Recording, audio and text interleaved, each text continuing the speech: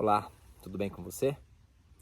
Uma amiga me escreveu pedindo para falar sobre medos excessivos, que ela chama de medos absurdos. Então, vamos falar um pouquinho sobre esse tema hoje.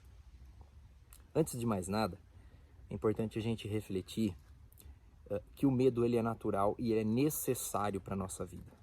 Se nós não tivéssemos medo, nós morreríamos no instante seguinte.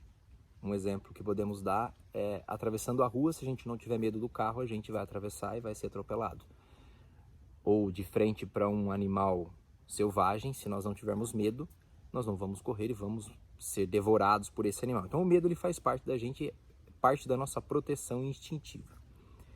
O que nós não podemos ter e devemos ficar alertas é com relação ao desespero. Porque o medo ele te deixa alerta, mas o desespero ele te paralisa. Medo natural te deixa alerta e te deixa muitas vezes até com mais energia para agir.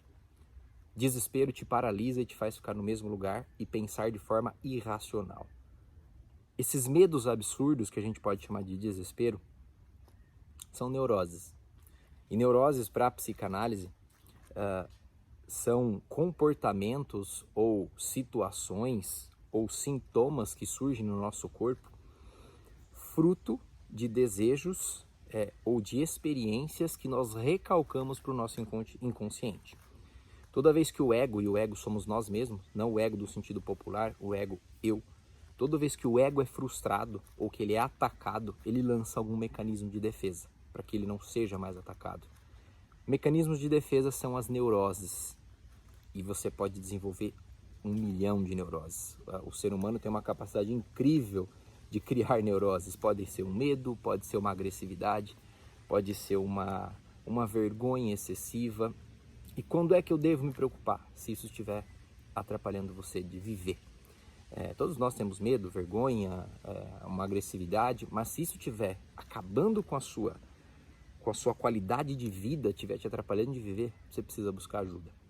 O medo excessivo, o medo absurdo que a minha amiga escreve e pede para falar, pode ter raiz lá na infância, de alguma situação que ela viveu, desejou e foi frustrada, e então ela lançou algum mecanismo de defesa que pode ser o medo.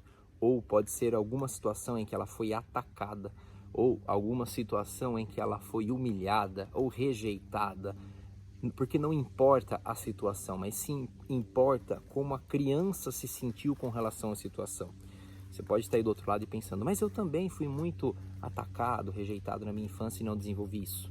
Sim, somos 8 bilhões de seres humanos, de pessoas nesse planeta e cada um enxerga o mundo de um jeito. Cada um tem os seus próprios óculos para olhar a vida. A gente não pode julgar. Eu tenho as minhas neuroses, você tem a sua e a gente não pode julgar.